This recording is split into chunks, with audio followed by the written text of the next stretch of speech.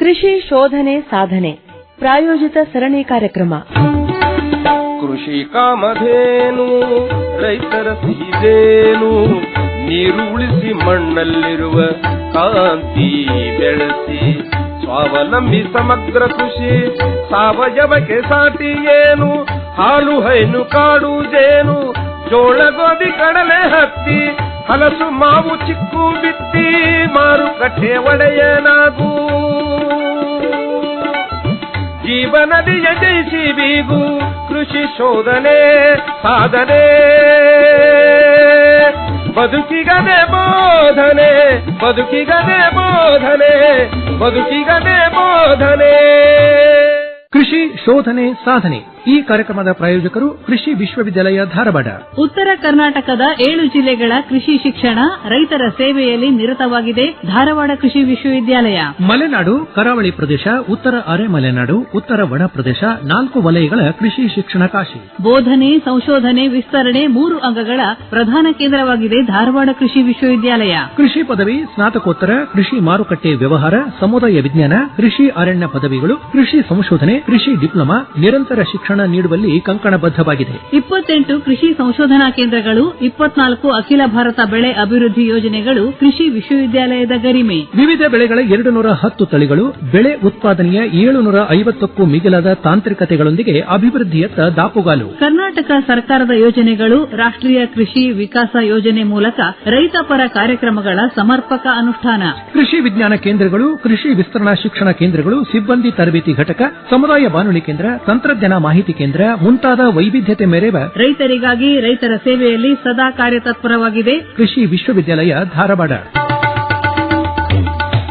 ಕೃಷಿ ಶೋಧನೆ ಸಾಧನೆ ಪ್ರಾಯೋಜಿತ ಸರಣಿ ಕಾರ್ಯಕ್ರಮದಲ್ಲಿ ಇಂದು 2024 ಕೃಷಿ ಮೇಳದ ಪ್ರಯೋಜನಗಳು ಮತ್ತು ಹಿಂಗಾರು ಬೆಳೆಗಳಲ್ಲಿ ರೋಗ ನಿರ್ವಹಣೆ ಈ ಕುರಿತು ಧಾರವಾಡದ ಕೃಷಿ ವಿಶ್ವವಿದ್ಯಾಲಯದ ನಿವೃತ್ತ ಕುಲಪತಿಗಳು ಮತ್ತು ಕೃಷಿ ವಿಜ್ಞಾನಿ ಡಾಕ್ಟರ್ ವಿಐ ಬೆಣಗಿ ಅವರೊಂದಿಗೆ ನಡೆಸಿದ ಸಂದರ್ಶನ ಕೇಳುತ್ತೀರಿ. ಸಂದರ್ಶಕರು ಶರಣಬಸವ ಚೋಳೀನ. ರೈತ ಬಾಂಧವರೇ ನಮಸ್ಕಾರ. ಕೃಷಿ ಶೋಧನೆ ಸಾಧನೆ ಕಾರ್ಯಕ್ರಮಕ್ಕೆ ಸ್ವಾಗತ ಸುಸ್ವಾಗತ. ಆತ್ಮೀಯ ರೈತ ಬಾಂಧವರೇ, ಕೃಷಿ ಮೇಳದೊಳಗ ನಾವೆಲ್ಲ ಇದ್ದೇವೆ. 21-24 ನಡೀತಾ ಇದೆ. ಇವತ್ತು ಸೋಮವಾರ 23ನೇ ತಾರೀಕು. ಕೃಷಿ ಮೇಳ ತುಂಬಾ ಯಶಸ್ವಿಯಾಗಿ ಭರಪೂರ ರೈತ ಬಾಂಧವರ ಒಂದು ಸ್ನೇಹಪರ ಪ್ರೀತಿಯಿಂದ ಅತ್ಯುತ್ತಮವಾಗಿ ನಡೀತಾ ಇದೆ. ಕೃಷಿ ವಿಶ್ವವಿದ್ಯಾಲಯದ ಜಾತ್ರೆ ಅಂತಾನೆ ಹೇಳ್ಬೋದು, ರೈತರ ಜಾತ್ರೆ ಕೂಡ ಹೌದು. ಬೀಜ ಮೇಳ ಉದ್ಘಾಟನೆ ಆಯಿತು. ಮತ್ತೆ ಆಮೇಲೆ ಮುಖ್ಯವಾಗಿ ಹವಾಮಾನ ವೈಪರೀತ್ಯ ನಿರ್ವಹಣೆಯೊಳಗೆ ಸಾವಯವ ಮತ್ತು ನೈಸರ್ಗಿಕ ಕೃಷಿಯ ಪಾತ್ರ ಕುರಿತಂತೆ ಸಾಕಷ್ಟು ರೈತರಿಗೆ ಕಾರ್ಯಕ್ರಮ ಆಯಿತು. ಮತ್ತೆ ಪರಿಕರಗಳ ಸಾಮರ್ಥ್ಯ ಹೆಚ್ಚಿಸಲಿಕ್ಕೆ, ಉತ್ಪನ್ನಗಳ ಮೌಲ್ಯವರ್ಧನೆ ವೃದ್ಧಿಸಲಿಕ್ಕೆ ದ್ವಿತೀಯ ಕೃಷಿ ಅಂದ್ರೆ ಯಾಕೆ ಬೇಕಾಗ್ತದೆ ನಮ್ಗೆ, ಬರ ನಿರ್ವಹಣೆಯೊಳಗ ಮಣ್ಣು ಮತ್ತು ನೀರಿನ ಸಂರಕ್ಷಣಾ ಕ್ರಮಗಳೇವು, ಹವಾಮಾನ ವೈಪರೀತ್ಯ ನಿರ್ವಹಣೆಯೊಳಗೆ ಕೈಗೊಳ್ಳಬೇಕಾದಂತ ಬೆಳೆ ಪದ್ಧತಿಗಳು ಮತ್ತು ಕೃಷಿ ತಾಂತ್ರಿಕತೆಗಳು ಏನು, ಹವಾಮಾನ ವೈಪರೀತ್ಯ ನಿರ್ವಹಣೆಗೆ ಕೃಷಿ ತಾಂತ್ರಿಕತೆಗಳು ಅನ್ನೋ ಏನು ವಿಷಯದಲ್ಲ ಅದಕ್ಕೆ ಬಹಳ ಒತ್ತು ನೀಡಲಾಗ್ತದೆ. ಯಾಕಂದ್ರೆ ಅತಿವೃಷ್ಟಿ ಅನಾವೃಷ್ಟಿ ನಾವು ಎದುರಿಸಲೇಬೇಕಾಗಿದೆ. ಮಳೆ ಯಾವಾಗ ಬೇಕಾವ ಬರ್ತದೆ. ಹವಾಮಾನದಲ್ಲಿ ಏನು ವೈಪರೀತ್ಯ ಆಯ್ತು ಅಂದ್ರೆ ಬೆಳೆದಿನಂತೆ ಬೆಳೆಗೆ ಹಾನಿ ಆಗಬಹುದು. ಅದಕ್ಕೆ ಕಡಿಮೆ ಹಾನಿಯನ್ನು ಮಾಡ್ಕೊಳ್ಳಿಕ್ಕೆ ನಾವೇನು ತಾಂತ್ರಿಕತೆಯನ್ನು ಉಪಯೋಗ ಮಾಡ್ಕೊಳ್ಬೇಕು, ಇವೆಲ್ಲ ನಾವು ತಿಳ್ಕೊಳ್ಬೇಕು. ಇವತ್ತು ಕೃಷಿ ತಾಂತ್ರಿಕತೆಯನ್ನು ನಾವು ಅರ್ಥ ಮಾಡ್ಕೊಂಡ್ರೆ ಮಾತ್ರ ಇವತ್ತು ಬದುಕಲಿಕ್ಕೆ ಸಾಧ್ಯ, ಮತ್ತೆ ಉತ್ತಮವಾದ ಕೃಷಿಕರು ಅಂತೇಳಿ ಹೆಸರು ಗಳಿಸಲಿಕ್ಕೆ ಸಾಧ್ಯ. ಈ ನಿಟ್ಟಿನೊಳಗೆ ಇವತ್ತು ನಮ್ಮ ಜೊತೆಗೆ ನಮ್ಮ ಈ ಕೃಷಿ ಶೋಧನೆ ಸಾಧನೆ ಕಾರ್ಯಕ್ರಮದೊಳಗ ಕೃಷಿ ಮೇಳ ಕುರಿತಂತೆ ಒಂದಿಷ್ಟು ಮಾತಾಡ್ತಾರೆ. ಜೊತೆಗೇನೆ ಹಿಂಗಾರು ಬೆಳೆಯೊಳಗ ಒಂದು ರೋಗಗಳ ನಿಯಂತ್ರಣ ಯಾವ ರೀತಿ ಮಾಡಬೇಕು ಅನ್ನೋದನ್ನ ಕುರಿತಂತೆ ವಿಸ್ತೃತವಾಗಿ ಚರ್ಚೆ ಮಾಡಲಿಕ್ಕೆ ನಮ್ಮ ಜೊತೆಗೆ ಒಬ್ಬ ಹಿರಿಯ ವಿಜ್ಞಾನಿಗಳಿದ್ದಾರೆ. ಕೃಷಿ ವಿಜ್ಞಾನಿಗಳು ಡಾಕ್ಟರ್ ವಿಐ ಬೆಣಗಿ ಅವರು ಸಸ್ಯರೋಗ ಶಾಸ್ತ್ರ ವಿಭಾಗದ ಪ್ರಾಧ್ಯಾಪಕರಾಗಿ, ವಿಸ್ತರಣಾ ನಿರ್ದೇಶಕರಾಗಿ, ಸಂಶೋಧನಾ ನಿರ್ದೇಶಕರಾಗಿ ಮತ್ತೆ ಪ್ರೋಟೈಮ್ ವೈಸ್ ಚಾನ್ಸಲರ್, ಕೃಷಿ ವಿಶ್ವವಿದ್ಯಾಲಯದ ಕುಲಪತಿಗಳು ಆಗಿ ಕೂಡ ಕಾರ್ಯನಿರ್ವಹಿಸಿ ನಿವೃತ್ತರಾಗಿರುವಂತಹ ಡಾಕ್ಟರ್ ವಿಐ ಬೆಣಗಿ ಅವರನ್ನ ಆತ್ಮೀಯ ರೈತ ಬಾಂಧವರೇ ನಿಮ್ಮೆಲ್ಲರ ಪರವಾಗಿ ಸ್ವಾಗತ ಮಾಡ್ತಾ ಇದ್ದೀವಿ. ನಮಸ್ಕಾರ ಪ್ರೊಫೆಸರ್ ಬೆಣಗಿ ಅವರೇ. ನಮಸ್ಕಾರ. ನಿಮ್ಮನ್ನ ಆಕಾಶವಾಣಿಗೆ ಸ್ವಾಗತ ಮಾಡ್ಲಿಕ್ಕೆ ಪ್ರತಿ ಸಾರಿ ನಮಗೆ ಬಹಳ ಸಂತೋಷ. ಯಾಕಂದ್ರೆ ನೀವು ರೈತರಿಗೆ ಒಂದು ಆಪ್ತ ರೀತಿಯೊಳಗ ಅವ್ರಿಗೆ ಬೇಕಾದ ಮಾತುಗಳನ್ನು ಹೇಳ್ತೀರಿ. ನಿಮ್ಮ ಬಗ್ಗೆ ಅಭಿಮಾನ ನಮ್ಗೆ ಇದೆ ಸರ್. ಈ ಕೃಷಿ ಮೇಳ ನಡೀತಾ ಇದೆ ತುಂಬಾ ಯಶಸ್ವಿಯಾಗಿ. ರೈತ ಬಾಂಧವರು ಬಹಳ ಉತ್ಸಾಹದಿಂದ ಭಾಗವಹಿಸಿದ್ದಾರೆ. ಈಗ ಏನಾಗಿತ್ತು ಅಂದ್ರೆ ಮಳೆ ಆದ್ರೆ ಕಂಟಿನ್ಯೂಸ್ ಮಳೆ ಆಕತ್ರಿ. ಮಳೆ ಆಗ್ಲಿಕ್ಕಂದ್ರೆ ಒಂದು ತಿಂಗಳ ಗಂಟಲೆ ಮಳೆ ಆಗಂಗಿಲ್ಲ. ಈ ಒಂದೇನಪ್ಪಾ ಅಂದ್ರೆ ನಿಟ್ಟಿನಲ್ಲಿ ಈ ಧಾರವಾಡ ಕೃಷಿ ವಿಶ್ವವಿದ್ಯಾಲಯರು ಘೋಷವಾಕ್ಯದಲ್ಲಿ 4 ದಿವಸದ ರೈತರ ಸಂತೆ ರೈತ ಮಾಡಾಕ್ತಾರೆ. ಹೊಸ ಹೊಸ ತಂತ್ರಜ್ಞಾನಗಳ ಪರಿಚಯ ಮತ್ತು ಸಾಕಷ್ಟು ಹೊಸ ಹೊಸ ಕೃಷಿ ಪರಿಕರಗಳ ಮಾರಾಟಗಳು, ಹೊಸ ಹೊಸ ಬೀಜ, ಹೊಸ ಹೊಸ ಗೊಬ್ಬರ ಮತ್ತು ಯಂತ್ರಧಾರಿಗಳು, ನೀರಾವರಿ ಉಪಕರಣಗಳು ಮತ್ತು ಹೊಸದಾಗಿ ಸಂಶೋಧನೆ ಮಾಡತಕ್ಕಂಥ ಬೀಜದ ಲಭ್ಯತೆಯೂ ನಮ್ಮ ಬೀಜ ಮೇಳದಲ್ಲಿ ಸಾಕಷ್ಟು ಆಗ್ತಾ ಇದೆ. ಆಮೇಲೆ ಇನ್ನೊಂದೇನಪ್ಪಾ ಅಂದ್ರೆ ರೈತರಿಂದ ರೈತರಿಗಾಗಿ ಕಾರ್ಯಕ್ರಮ ಇದೆ. ರೈತರು ತಾವು ಮಾಡಿರ್ತಕ್ಕಂಥ ಸಾಧನೆಯನ್ನ ಇನ್ನೊಬ್ಬರಿಗೆ ರೈತರಿಗೆ ತಮ್ಮ ಒಂದು ಭಾಷೆಯಲ್ಲಿ ತಮ್ಮ ಒಂದು ಅನುಭವಗಳನ್ನು ಹಂಚಿಕೊಂಡಾಗ ಮಾತ್ರ ರೈತರಿಗೆ ಮನವರಿಕೆ ಆಕತ್ರಿ. ವಿಜ್ಞಾನಿಗಳು ಹೇಳೋದೊಂದು ಮಾತು ಬೇರೆ ಆಕತ್ರಿ, ರೈತರನ್ನ ತಮ್ಮ ಭಾಷೆಯಲ್ಲಿ ಹೇಳೋದೊಂದು ಬೇರೆ ಆಕತ್ರಿ. ಆದ್ರಿಂದ ರೈತರಿಂದ ರೈತರಿಗೆ ಕಾರ್ಯಕ್ರಮ ಆಗ್ತಾ ಇದಾರೆ. ಮತ್ತು ಒಂದು ರೈತರೊಂದಿಗೆ ಅವ್ರಿಗೆ ಏನಾದ್ರು ಸಮಸ್ಯೆ ಇತ್ತು ಸಂವಾದನೂ ತಾವು ಏನಾದ್ರು ಮಾಡಬಹುದು. ಮತ್ತು ಸಿರಿಧಾನ್ಯಗಳ ಬಗ್ಗೆ, ಅದನ್ನ ಸಿರಿಧಾನ್ಯ ಯಾವ ರೀತಿ ಬೆಳೆಸಬೇಕು, ಯಾವ ರೀತಿ ಅದನ್ನ ಮೌಲ್ಯವರ್ಧನೆ ಮಾಡಬೇಕು, ಅದರ ಬಗ್ಗೆ ಸಾಕಷ್ಟು ಕಾರ್ಯಕ್ರಮಗಳು ಅದಾವ್ರಿ. ಆಮೇಲೆ ನೈಸರ್ಗಿಕ ಕೃಷಿ, ಸಾವಯವ ಕೃಷಿ ಮತ್ತು ಹಿಂಗಾರಿ ಬೆಳೆಗಳ ಒಂದು ತಾಂತ್ರಿಕತೆಗಳು ಇತ್ತಿದ್ಲಾಗಿ ನೋಡ್ರಿ ಲೇಬರ್ಗಳು ಸಿಗಂಗಿಲ್ಲ ಹಳ್ಳಿಯಾಗ. ಅದಕ್ಕೆ ಏನಪ್ಪಾ ಅಂದ್ರೆ ಈಗ ಕಳೆನಾಶಕ ಆಗಲಿ ಅಥವಾ ಪೆಸ್ಟಿಸೈಡ್ಸ್ ಅಪ್ಲಿಕೇಶನ್ ಮಾಡ್ಲಕ್ಕ ಡ್ರೋನ್ಗಳ ಬಳಕೆ ಬಹಳಷ್ಟು ಸಾಮಾನ್ಯ ಆಗಿದೆ. ಅದ್ರ ಸಂಬಂಧ ಅದನ್ನ ಯಾವ ರೀತಿ ಬಳಕೆ ಮಾಡಬೇಕು ಮತ್ತು ಬರವನ್ನು ನಿರ್ವಹಣೆ ಮಾಡಕ್ಕೆ ಜಲಾನಯನ ಅಭಿವೃದ್ಧಿ ಮಾಡಬೇಕು, ಮಣ್ಣಿನ ಆರೋಗ್ಯ ಯಾವ ರೀತಿ ಕಾಪಾಡಬೇಕು, ಕೃಷಿ ಮತ್ತು ತೋಟಗಾರಿಕೆ ಹುಟ್ಟುವಳಿಗಳ ರಫ್ತಿಗೆ ಇರತಕ್ಕಂಥ ಅವಕಾಶಗಳು, ಇವನ್ನೆಲ್ಲ ಇದರ ಬಗ್ಗೆ ಈ 4 ದಿವಸದ ರೈತರ ಒಂದು ಸಂತೆಯಲ್ಲಿ ವಿವರವಾಗಿ ರೈತರಿಗೆ ಹೇಳಲಿಕ್ಕೆ ಒಂದೇನಪ್ಪ ಅವಕಾಶ ಇದೆ ನೋಡ್ರಿ. ಪ್ರೊಫೆಸರ್ ಬೆಣಗಿ ಅವರೇ, ಇವತ್ತು ಆಧುನಿಕ ಕೃಷಿ ತಾಂತ್ರಿಕತೆ ಅಳವಡಿಸಿಕೊಳ್ಬೇಕು ಅಂತಂದ್ರೆ ನಮ್ಮ ಯುವ ರೈತರ ಒಂದು ಪಾತ್ರ ಬಹಳ ಅದ. ಮತ್ತೆ ಇದು ಕೃಷಿಯನ್ನು ಉದ್ಯಮವಾಗಿ ನಾವು ನೋಡಬೇಕಾಗ್ತದೆ. ಯಾಕಂದ್ರೆ ಇವತ್ತು ನೋಡ್ರಿ ವೈದ್ಯಕೀಯ ಉದ್ಯಮ ಆಗಿದೆ. ಇವತ್ತು ಎಲ್ಲರಲ್ಲಿ ಕೂಡ ಆರೋಗ್ಯ ನಳನಳಿಸಬೇಕಂತಂದ್ರೆ ಕಷ್ಟ ಆಗಿದೆ. ಯಾಕಂದ್ರೆ ಉತ್ತಮವಾದ ಆಹಾರ ಸಿಗ್ತಾ ಇಲ್ಲ. ಆಮೇಲೆ ಜೀವನ ಶೈಲಿ ತೊಂದರೆಗಳಿಂದ ಬಳಲ್ತಾ ಇದ್ದಾರೆ. ಅದು ಒಂದು ಉದ್ಯಮ ಆಗಿದೆ. ಆದ್ರೆ ಖಂಡಿತವಾಗಿ ಉದ್ಯಮ ಆಗಬೇಕಾಗಿರೋದು ಯಾವುದು ಅಂದ್ರೆ ರೈತರ ಉದ್ಯಮ. ಕೃಷಿ ಉದ್ಯಮ ಆತು ಅಂದ್ರೆ ಅಲ್ಲಿ ಉತ್ತಮವಾದ ಆಹಾರ ನಮಗೆ ಸಿಗ್ತದೆ, ಸುಭಿಕ್ಷವಾದ ದೇಶ ಆಗ್ತದೆ. ಆ ನಿಟ್ಟಿನೊಳಗೆ ರೈತನಿಂದ ರೈತರ ಈ ಕಾರ್ಯಕ್ರಮದೊಳಗೆ ಈಗ ನಿನ್ನೆ ಮನೆ ನೋಡಿದ್ವಲ್ಲ, ಬಹಳ ಉತ್ಸಾಹದಿಂದ ಯುವ ರೈತರು ಭಾಗವಹಿಸಿದ್ರು. ಈ ಉತ್ತರ ಕರ್ನಾಟಕ ಭಾಗದ ಒಂದು ಕೃಷಿಯ ಒಂದು ಭವಿಷ್ಯವನ್ನು ನಾವು ನೋಡ್ತಾ ಇದ್ರೆ ಇದು ಒಂದು ಆಶಾದಾಯಕ ಅಂತ ನಮ್ಗೆ ಅನಿಸ್ತಾ ಇದೆ. ತಾವೇನಂತೀರಿ? ಆಶಾದಾಯಕ ಐತ್ರಿ. ಇನ್ನೂ ಸ್ವಲ್ಪ ರೈತರಲ್ಲಿ ಮನವರಿಕೆ ಆಗಿಂದ ಕೃಷಿ ಕಡೆ ಒಲವು ಏನಪ್ಪಾ ಜಾಸ್ತಿ ಆಗ್ಬೇಕಾಗತ್ರಿ. ನಮ್ಮ ಒಕ್ಕಲ್ತನದಲ್ಲಿ ಬರೇ ಪೇಟೆಯಿಂದ ಬೀಜ ಆಗಲಿ ಔಷಧ ಆಗಲಿ ಖರೀದಿ ಮಾಡಕ್ಸಿಂದ ಇದು ಒಕ್ಕಲ್ತನ ಏನಪ್ಪಾ ಅಂದ್ರೆ ಸ್ವಲ್ಪ ಲಾಭದಾಯಕ ಆಗೋ ಬದ್ದಿ ನುಕ್ಸಾನ್ ಕಡೆ ಹೊಂಟೈತ್ರಿ, ಅವಲಂಬನೆ ಆಗೋದ್ರಿಂದ. ಆದ್ರಿಂದ ರೈತ ತನ್ನದೇ ಆದಂತ ಬೀಜ ಉತ್ಪತ್ತಿ ಮಾಡಬಹುದು, ತನ್ನದೇ ಆದಂತ ಗೊಬ್ಬರ ಮಾಡಬಹುದು, ತನ್ನದೇ ಆದಂತ ಔಷಧ ಮಾಡಲಿಕ್ಕೆ ಸಾಕಷ್ಟು ಅವಕಾಶಗಳಿದಾವ್ರಿ. ಸಾವಯವ ಕೃಷಿ ಅನ್ಬಹುದು ಅಥವಾ ರಾಸಾಯನಿಕ ರಹಿತ ಕೃಷಿ ಅನ್ಬೇಕು, ಇಂಥದೆಲ್ಲ ಮಾಡಕ್ಕಿಂತ ಸಾಕಷ್ಟು ಮಂದಿ ಪ್ರಗತಿಶೀಲರಾಗಿ ರೈತರಿಗೆ ತೋರಿಸ್ತಾ ಇದ್ದಾರೆ. ಇದು ಹೆಚ್ಚಿಗೆ ಆಗಬೇಕಾಗತ್ತೆ. ಔಷಧಗಳು ಬಳಕೆಯಿಂದ, ಆ ಒಂದು ಔಷಧಗಳ ಉಳಿಕೆಯಿಂದ ಆಹಾರದಲ್ಲಿ ಒಂಥರ ವಿಚಿತ್ರವಾದ ರೋಗಾಣುಗಳು ಬಂದ ಮನುಷ್ಯನ ಆಯುಷ್ಯ ಇವತ್ತು ಕಡಿಮೆ ಆಗತ್ತರಿ. ಈಗ ನೋಡಿ ಸಣ್ಣ ಸಣ್ಣ ಮಕ್ಕಳುಗಳಿಗೆ ಡಯಾಬಿಟಿಕ್ಸ್, ಕ್ಯಾನ್ಸರ್ಸ್ ಇವೆಲ್ಲ ನಮ್ಮ ಭಾರತ ದೇಶ, ನಮ್ಮ ವರ್ಲ್ಡ್ದಲ್ಲೇ ಭಾರತ ದೇಶ ಕ್ಯಾನ್ಸರ್ ಕಂಟ್ರಿ, ಆಮೇಲೆ ಡಯಾಬಿಟಿಕ್ ಕಂಟ್ರಿ.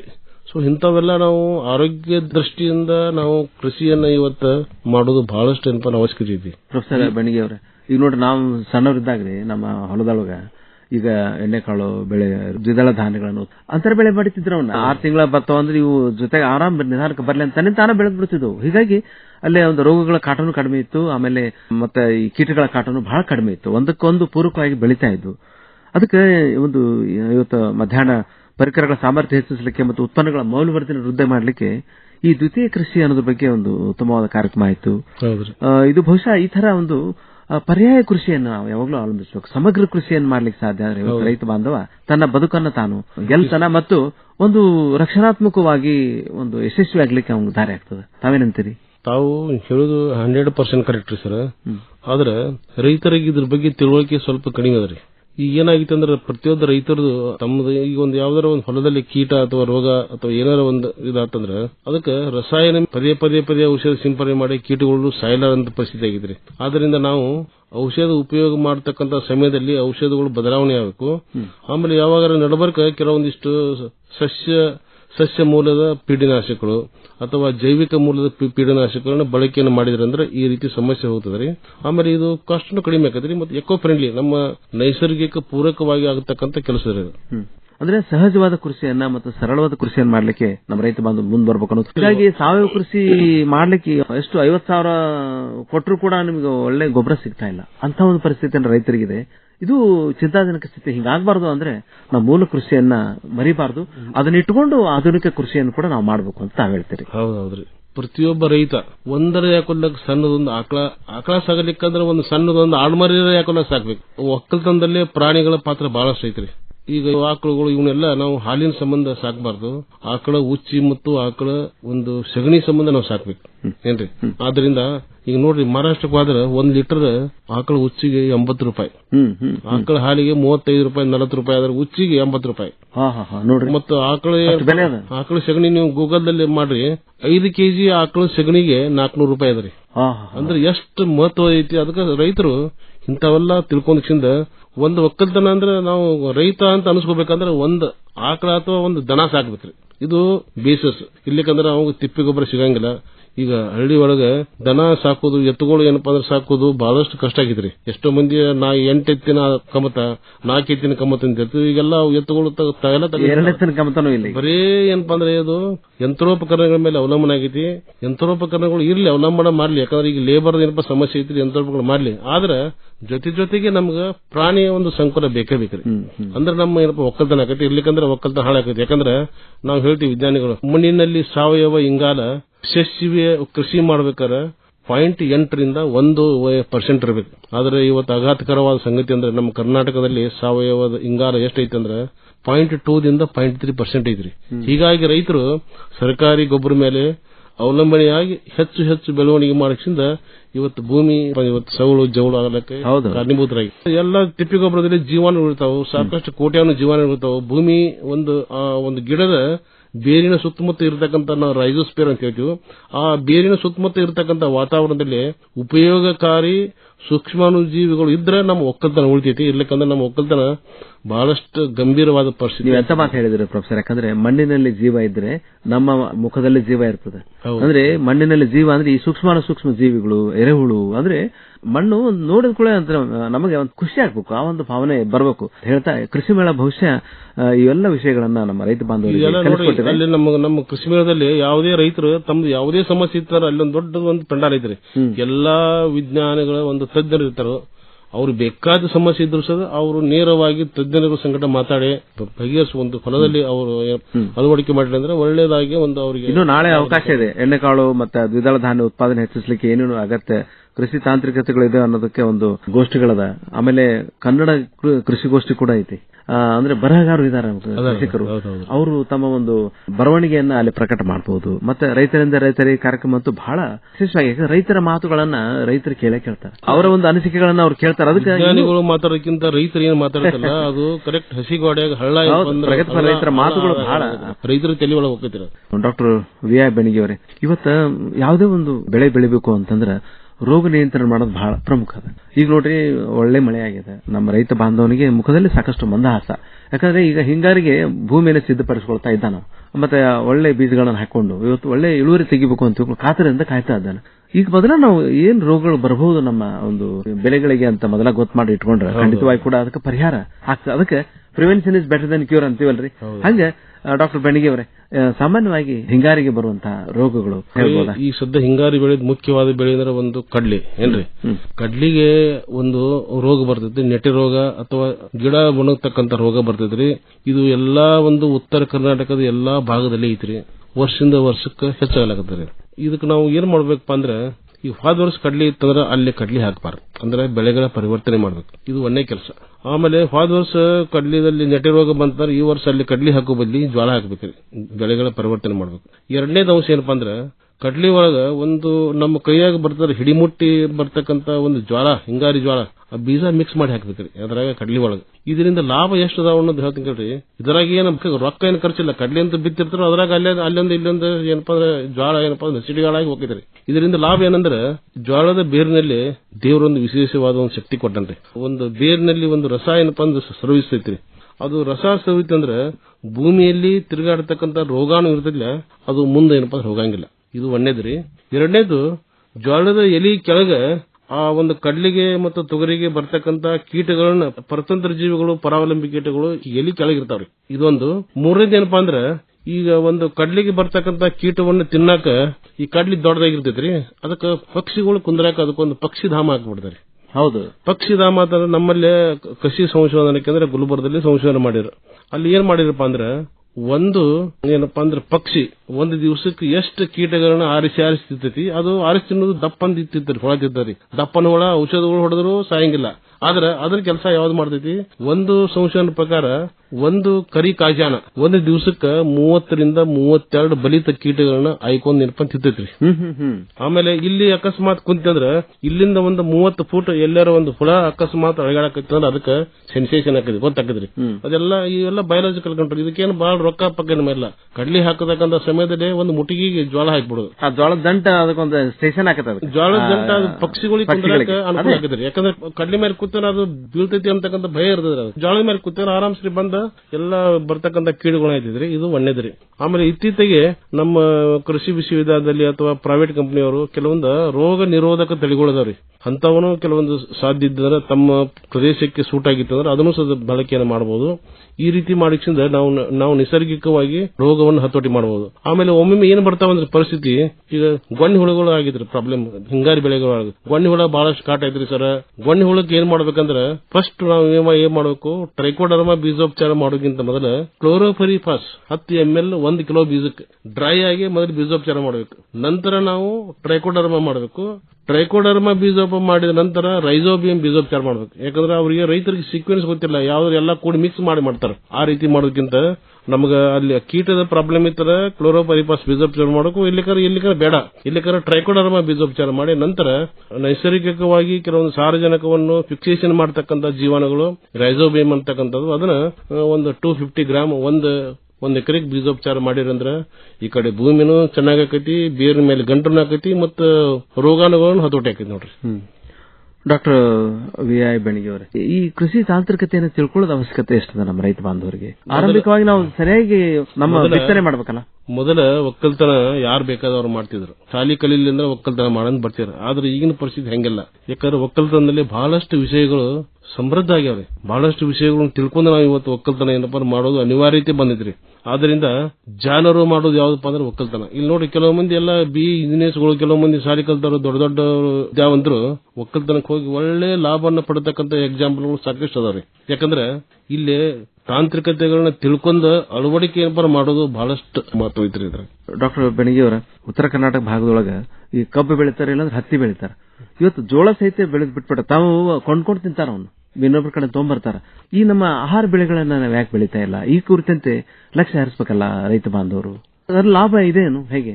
ನೋಡ್ರಿ ಸರ್, ಕಬ್ಬು ಬೆಳೆದು ಲಾಭದಾಯಕ ಐತಿ. ಯಾಕಂದ್ರೆ ಒಮ್ಮಿಗೆ ಏನಪ್ಪಾ ರೊಕ್ಕ ಬರ್ತೈತಿ, ಅವ್ರ ಅಕೌಂಟಿಗೆ ರೊಕ್ಕ ಬಂದ್ಬಿಡ್ತಾವ. ಇದು ಲೇಜಿ ಮ್ಯಾನ್ ಕ್ರಾಪ್ ಅಂತ ಹೇಳ್ತೀವಿ. ಅಂದ್ರೆ ಒಬ್ರು ಸೋಮಾರಿ ಮಾಡ್ತಕ್ಕಂಥದ್ದು ಬೇಸಾಯ ಅಂದ್ರೆ ಕಬ್ಬು ಅಂತ ನಾರ್ಮಲ್ ರೈತರು ಹೇಳ್ತಾರ. ಆದ್ರೆ ಇಲ್ಲೇ ಕಬ್ಬನ್ನು ಇತ್ತಿತ್ತಲಾಗಿ ಅದನ್ನು ಚೆನ್ನಾಗಿ ಮಾಡ್ಲಿಕ್ಕೆ ಕಬ್ಬನ್ನು ಬಹಳಷ್ಟು ಹಾನಿಯಾಗಿರ್ತಕ್ಕಂಥ ಉದಾಹರಣೆ ನಾವು ನೋಡಿವ್ರಿ. ಯಾವುದೇ ಕಬ್ಬಿರ್ಲಿ, ಜ್ವಾಳ ಇರ್ಲಿ, ಕಡ್ಲಿ ಇರ್ಲಿ, ಯಾವುದೇ ಬೆಳೆಯನ್ನ ನಾವು ವೈಜ್ಞಾನಿಕ ದೃಷ್ಟಿಯಿಂದ ನಾವು ಇವತ್ತು ಅದನ್ನ ಸಾಗುವಳಿ ಮಾಡಿದ್ರೆ ಅಷ್ಟೇ ಲಾಭ ಆಕೈತಿ. ಇರ್ಲಿಕ್ಕಂದ್ರೆ ಲಾಭ ಆಗಂಗಿಲ್ಲ. ತಾವು ಹೇಳಿರಿ, ಈಗ ಬರೀ ಏನಪ್ಪ ಕಬ್ಬನ್ನು ಬೆಳೆದ್ರು, ಇದು ಬೆಳೆಗಳ ನಮ್ಮ ಆಹಾರ ಧಾನ್ಯಗಳನ್ನ ಬೆಳೆ ಬಹಳಷ್ಟು ಕಡಿಮೆ ಆಗೈತಿ. ತಾವು ಹೇಳೋದು ಕರೆಕ್ಟ್ ಅದರಿ.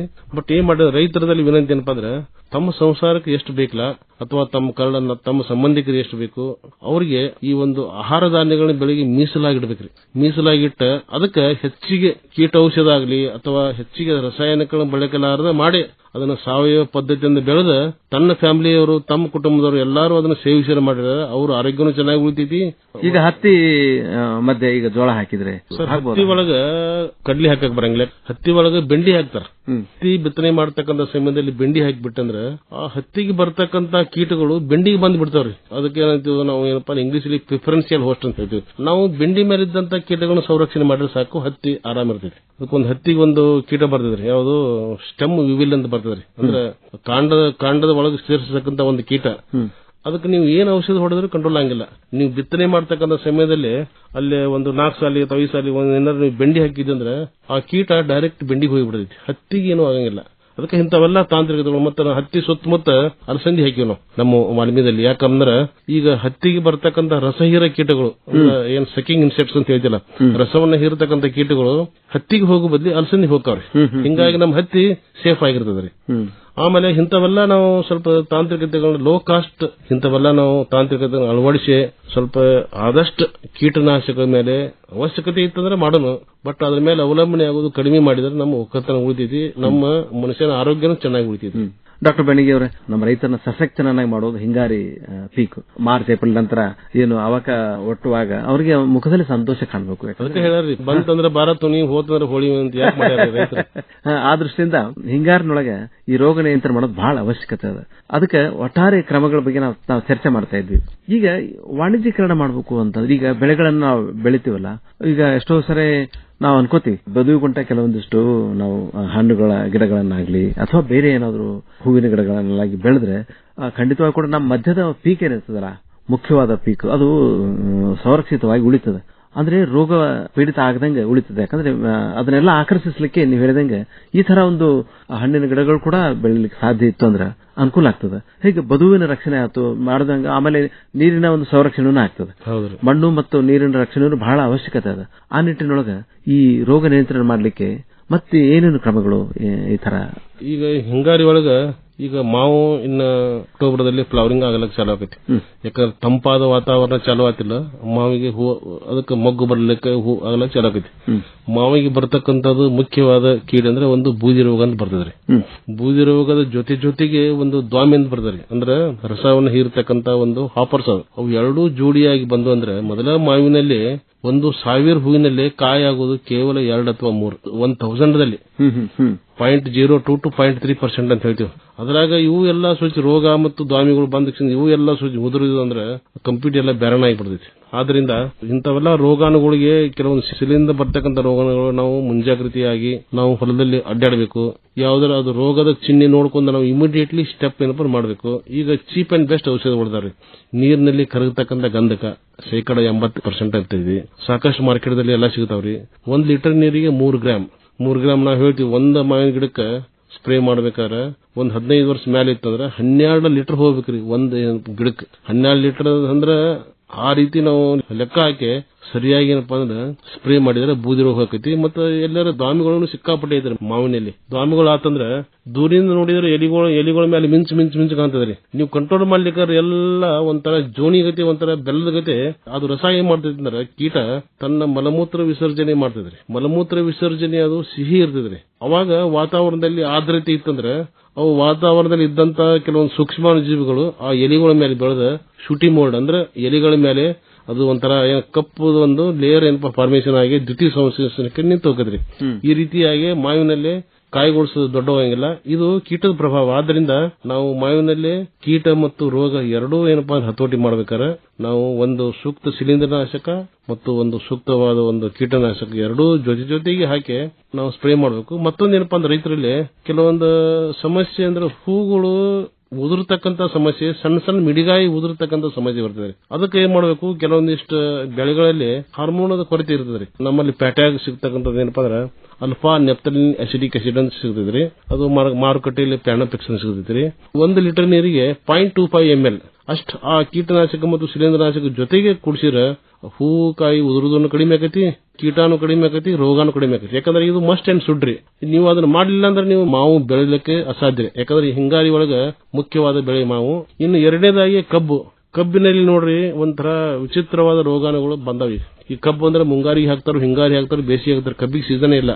ನಮ್ಮ ರೈತರು ಏನಂತಾರ 2 ಸಾಲಿ, 1 ಸಾಲಿ, ನಿಮ್ಮೆ 2 ಸಾಲಿ ಅಂದ್ರೆ 1 ಇಯರ್ 14 ತಿಂಗಳು ಒಂದು ವರ್ಷ ಕಬ್ಬು ಹಾಕ್ತಾರೆ. ಇತ್ತಿತ್ತಲಾಗಿ ಏನಾಗುತ್ತೆ ಅಂದ್ರೆ ಕಬ್ಬಿಗೆ ಬರ್ತಕ್ಕಂತ ಒಂದು ರೋಗ ಅಂದ್ರೆ ಒಂದು ಕಡಿಗೆ ರೋಗ, ಎರಡನೇದ ರೆಡ್ ರಾಟ್ ಅಂತ ಬರ್ತದ್ರಿ, ಕೆಂಪು ಕೊಳೆ ರೋಗ, ಆಮೇಲೆ ಕಡಿಗೆ ರೋಗ. ಇತ್ತಿತ್ತಲಾಗಿ ಒಂದು ಗ್ರಾಸಿ ಸೂಟ್ ಅಂತ ಬರ್ತದ್ರಿ. ಕಬ್ಬು ಬೆಳಿತಂದ್ರೆ ಬರೇ ಏನಪ್ಪಾ ಅಂದ್ರೆ ಹುಲ್ಲಿನಗತಿ ಆಗಿಬಿಡ್ತದ್ರಿ. ಹುಲ್ಲಿನಗತಿ ಆಗೈತಿ, ಅದೇನು ಕಬ್ಬ ಕೊಡಂಗಿಲ್ಲ. ಇವೆಲ್ಲಾ ರೋಗಗಳು ಏನಪ್ಪಾ ಅಂದ್ರೆ ಬೀಜದಿಂದ ಬರ್ತಾವ್ರಿ. ಅದಕ್ಕೆ ನಾವು ಏನ್ ಮಾಡ್ಬೇಕ, ಬೀಜಕ್ಕೆ ಬೀಜೋಪಚಾರ ಮಾಡೋದು ಅವಶ್ಯ. ಯಾರೋ ರೈತರು ನಾವು ಹೇಳ್ತೀವಲ್ಲ ಕರೆ, ನಾವು ನೋಡ್ರಿಪ್ಪ ಒಂದು 200 ಲೀಟರ್ ಡ್ರಮ್ಮಿಗೆ ನೀರ್ ಹಾಕಿ ಅದಕ್ಕೊಂದು ಸುಮಾರು ಒಂದು 400 ಗ್ರಾಮು ಕಾರ್ಬನ್ ಡೈಜಿಮು, ಆಮೇಲೆ 400 ml ಕ್ಲೋರೋಫರಿಪಾಸು, 400 ಗ್ರಾಮ್ ಯೂರಿಯಾ, ಇದನ್ನೆಲ್ಲ ಹಾಕಿ ಆ ಕಬ್ಬಿನ ಬೀಜಗಳನ್ನ ಒಂದು 10-15 ನಿಮಿಷ ಮಟ್ಟ ಅವಕ್ಕೆ ಟ್ರೀಟ್ಮೆಂಟ್ ಮಾಡಿ ನಾವು ನಾಟಿ ಮಾಡೋದು ಹೇಳ್ತೀವಿ. ಆದ್ರೆ ರೈತರು ಇದನ್ನ ಮಾಡಕ್ ಆಗಂಗಿಲ್ಲ. ಹಿಂಗಾಗಿ ಎಲ್ಲಾ ಕಡೆ ನೋಡ್ರಿ ನಮ್ಗೆ ರೈತರ ಕಡೆಯಿಂದ ಬರ್ತಿರ್ತ ಫೋನ್ಗಳು, ಇವೆಲ್ಲ ರೋಗಗಳು ಹೆಚ್ಚಿಗಾಗ್ತವೆ. ಇನ್ನೊಂದೇನಪ್ಪಾ ಅಂದ್ರೆ ಒಂದು ಆಘಾತಕಾರವಾದ ಸುದ್ದಿ ಹೇಳ್ತನ್ರಿ. ನಮ್ಮ ಕಬ್ಬಿನ ಬೆಳೆಗೆ ಇತ್ತಿತ್ತಲಾಗಿ ಒಂದು ಪೊಕ್ಕಾ ಬೋಯಿಂಗಾ ಅಂತ ಒಂದು ಏನಪ್ಪ ಹೊಸ ಒಂದು ರೋಗ ಏನಪ್ಪ ಪ್ರಾರಂಭ ಆಗಿದ್ರಿ. ಹೌದಾ? ಪೊಕ್ಕಾ ಬೋಯಿಂಗಾ ಸಿಂಪ್ಟಮ್ಸ್ ಅದರದ ಮುಖ್ಯವಾದ ಚಿಹ್ನೆ ಏನಂದ್ರಪ್ಪ, ಎಲೆ ಒಂದು ಕವಚ ಏನಿರ್ತದ ಅದೆಲ್ಲ ಬೆಳಗಾಗಿಬಿಡ್ತದ್ರಿ. ಮುಂದೆ ಮ್ಯಾಲಿಂದ ಏನಪ್ಪಾ ಅಂದ್ರೆ ಸುಳಿ ಹಾವಿನ ಗತಿ ಎಲ್ಲ ಏನಪ್ಪಾ ಅಂದ್ರೆ ಸುತ್ತಕೊಂಡ್ಬಿಡ್ತಾರೆ. ಕಡಿಗೆ 3ನೇ ಸ್ಟೇಜ್ ಏನಾಗೈತಿ ಅಂದ್ರೆ ಅದು ಬ್ಲಾಕ್ನಿಂಗ್ ಆಗಿ ಡಾರ್ಕ್ ಆಗಿ ಒಂಥರ ಕಟ್ ಎಂಡ್ ಆಗಿ ಮುಂದೆ ಕಬ್ಬನ ಒಟ್ಟು ಬೆಳೆಯಂಗಿಲ್ಲ.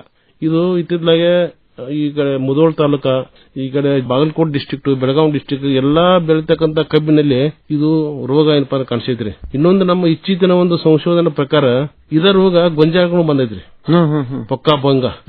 ಮತ್ತೆ ನಮ್ಮ ಉತ್ತರ ಕರ್ನಾಟಕದಲ್ಲಿ ನೋಡ್ರಿ ಒಟ್ಟ ಟೋಟಲ್ 71 ಫ್ಯಾಕ್ಟರಿ ಒಳಗೆ ಉತ್ತರ ಕರ್ನಾಟಕದಲ್ಲಿ ನಮ್ಮ ಯೂನಿವರ್ಸಿಟಿ ಆಫ್ ಅಗ್ರಿಕಲ್ಚರ್ ಸೈನ್ಸ್ ನಲ್ಲಿ 49 ಕಬ್ಬಿನ ಫ್ಯಾಕ್ಟರಿ ಇದಾವೆ. ಮೇನ್ ಕ್ರಾಪ್ ಅನ್ನ ಕಬ್ಬು ಮತ್ತು ಗೊಂಜಾಳ. ಮತ್ತೆ ಈ ರೀತಿ ರೋಗಗಳು ಅಕಸ್ಮಾತ್ ಔಟ್ಬ್ರೇಕ್ ಆದವು ಅಂದ್ರೆ ಮುಂದೆ ರೈತರಿಗೆ ಬಹಳಷ್ಟು ಕಷ್ಟ ಐತಿ. ಆದ್ರಿಂದ ನಾನು ರೈತರ ಕಡೆ ನಿವೇದನೆ ಏನ್ ಮಾಡೋದಪ್ಪ ಅಂದ್ರೆ ಕಬ್ಬ ನಾಟಿ ಮಾಡ್ಬೇಕಾದ್ರೆ ನೀವು ಆ ಕಬ್ಬಿನ ಬೀಜ ಹೆಂಗೈತಿ ಅನ್ನೋದು ಮೊದಲು ಅಲ್ಲಿ ಹೋಗಿ ನೋಡ್ಕೊಂಡು ಇದು ರೋಗ ಇಲ್ಲ ಅಂತ ಖಾತ್ರಿ ಪಡ್ಕೊಂಡು ಬೀಜ ಅವ್ರು ತರಬೇಕು. ಅವ್ರು ಎಷ್ಟೇ ಬೀಜ ತಂದ್ರು ಸಹ ಕಂಪಲ್ಸರಿ ಬೀಜಕ್ಕೆ ಬೀಜೋಪಚಾರ ಮಾಡಬೇಕು. ಆಮೇಲೆ ಇತ್ತಿದ್ಲಾಗೆ ನಾವು ನೋಡ್ರಿ ಮೊನ್ನೆ ಬಿಜಾಪುರದಲ್ಲಿ ಒಂದು ಕೃಷಿ ವಿಜ್ಞಾನದ ಒಂದು ತಾಂತ್ರಿಕತೆ ಸಮ್ಮೇಳನ ಇತ್ತು. ನನಗೂ ಅಲ್ಲಿ ನಮ್ಮ ಕುಲಪತಿಗಳು ಕರೆದಿರು ಎಕ್ಸ್ಟರ್ನಲ್ ಎಕ್ಸ್ಪರ್ಟ್ ಅಂತ. ಅಲ್ಲಿ ಹೋದಾಗ ಅವರು ವಿಶ್ವವಿದ್ಯಾಲಯದಿಂದ ಕೆಲವೊಂದು ಸಂಕೇಶ್ವರ್ 13374 ಒಂದು ವೆರೈಟಿ, ಮತ್ತೊಂದು 13474 ಅಂತ ಎರಡು ವೆರೈಟಿ ರಿಲೀಸ್ ಮಾಡೋರಿದ್ರು. ಆದ್ರೆ ರೈತರ ಹೊಲದಲ್ಲಿ ನೋಡಿದ್ರೆ ಸಿಕ್ಕಾಪಟ್ಟೆ ರೋಗ ಐತಿ. ಅದಕ್ಕೆ ಇದು ರೋಗಕ್ಕೆ ಬಹಳಷ್ಟು ತೀವ್ರತೆ ಆಗ್ತದೆ. ಇಂಥವೆಲ್ಲ ವಿಶ್ವವಿದ್ಯಾಲಯದಿಂದ ಮಾಡಕ್ ಹೋಗ್ಬೇಡ್ರಿ. ಆದ್ರಿಂದ ನೋಡ್ರಿ ಇವತ್ತ ಫೋನ್ ಬಂದಿತ್ತು ಒಬ್ಬ ರೈತರ ಮಳಲಿ ಊರಿಂದ ಅಲ್ಲಿ ಮೊದಲತಿರಿ ಸರ್, ಈಗ ಆಲ್ರೆಡಿ ಆಗಿಬಿಟ್ಟಿದ್ರಿ ನಮ್ದು ಕಬ್ಬಿಗೆ ಅದು ಪಕ್ಕಾ ಭಂಗ ರೋಗ ಏನ್ ಮಾಡ್ಬೇಕಂತ.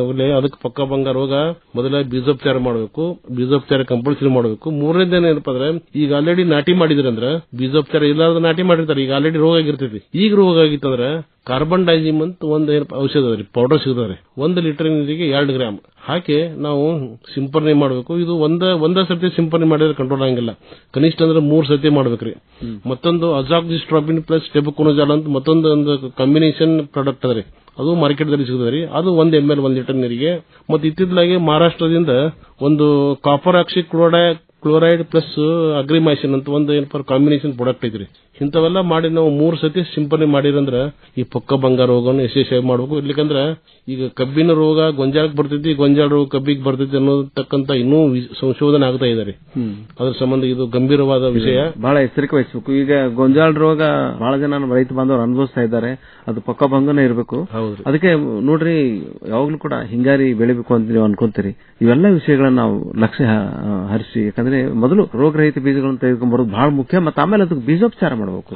ಅದು ರೋಗ ನಿಯಂತ್ರಣ ಇನ್ನೂ ಹೆಚ್ಚಾಗ ಸದೃಢ ಆಗ್ಬೇಕು. ಆಮೇಲೆ ಏನ್ ಬಂದ್ರು ಕೂಡ ತಡ್ಕೊಳ್ತದೆ. ಮತ್ತೆ ತಾವು ಹೇಳಿದ್ರಲ್ರಿ ಸರ್, ಈಗ ವಿಶೇಷವಾಗಿ ಕಬ್ಬು ಮತ್ತೆ ಮಾವಿನ ಬೆಳೆಗೆ ಯಾವ ರೀತಿ ಕಾಳಜಿ ವಹಿಸಬೇಕು ಅಂತ, ಅದನ್ನೆಲ್ಲ ರೋಗಗಳ ನಿಯಂತ್ರಣಕ್ಕೆ ನಾವು ಕ್ರಮ ಕೈಗೊಳ್ಳೋದು ಬಹಳ ಅವಶ್ಯಕತೆ ಅದ. ಅದನ್ನ ನಮ್ಮ ರೈತ ಬಾಂಧವರೆಲ್ಲ ಲಕ್ಷ್ಯ ಹರಿಸಲಿ. ಆಮೇಲೆ ಈ ಒಂದು ಅಂತರ್ ಬೆಳೆ ಬೆಳೆಯುವಂತ ಪದ್ಧತಿ ಹೇಳಿದ್ರಲ್ಲ, ಕಡ್ಲಿಯೊಳಗೆ ಒಂಚೂರು ಮುಟ್ಟಿಗೆ ಜೋಳ ಹಾಕಿದ್ರಾತು, ಆ ಕೀಟಗಳ ನಿಯಂತ್ರಣ ಮಾಡಬಹುದು. ಒಟ್ಟಾರೆ ಹಿಂಗಾರಿ ಬೆಳೆ ಚಲೋ ಆಗ್ಬೇಕು ಅಂತಂದ್ರೆ ರೈತ ಬಾಂಧವರು ಅದು ಬಹಳ ಪ್ರಮುಖವಾದ ಬೆಳೆ ಹಿಂಗಾರಿ ಬೆಳೆ.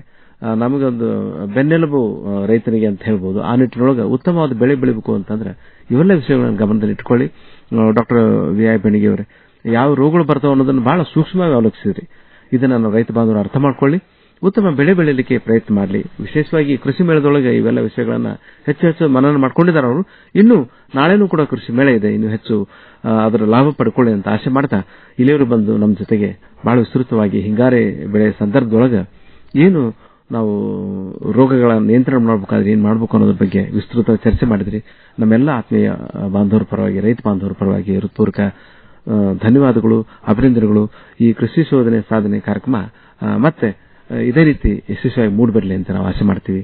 ನಮಸ್ಕಾರ, ಧನ್ಯವಾದಗಳು. ಥ್ಯಾಂಕ್ ಯು ಸರ್, ಧನ್ಯವಾದ.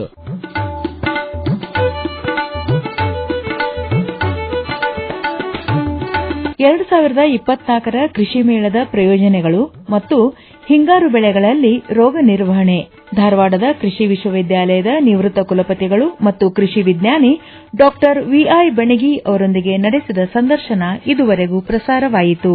ಕೃಷಿ ಕಾಮಧೇನು ರೈತರ ಸಿಹಿದೇನು, ನೀರು ಉಳಿಸಿ ಮಣ್ಣಲ್ಲಿರುವ ಕಾಂತಿ ಬೆಳೆಸಿ ಸ್ವಾವಲಂಬಿ ಸಮಗ್ರ ಕೃಷಿ ಸಾವಯವಕ್ಕೆ ಸಾಟಿ ಏನು, ಹಾಲು ಹೈನು ಕಾಡು ಜೇನು, ಜೋಳ ಗೋಧಿ ಕಡಲೆ ಹತ್ತಿ ಹಲಸು ಮಾವು ಚಿಕ್ಕು ಬಿತ್ತಿ ಮಾರುಕಟ್ಟೆ ಒಡೆಯನಾಗೂ,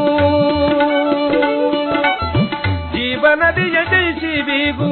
ಕಾರ್ಯಕ್ರಮ ಪ್ರಸ್ತುತಿ ಶರಣಬಸವ ಚೊಳೀನ್, ಪ್ರಸ್ತುತಿ ನೆರವು ಉಷಾ ಕುಲಕರ್ಣಿ. ಶೋಧನೆ ಬದುಕಿಗದೆ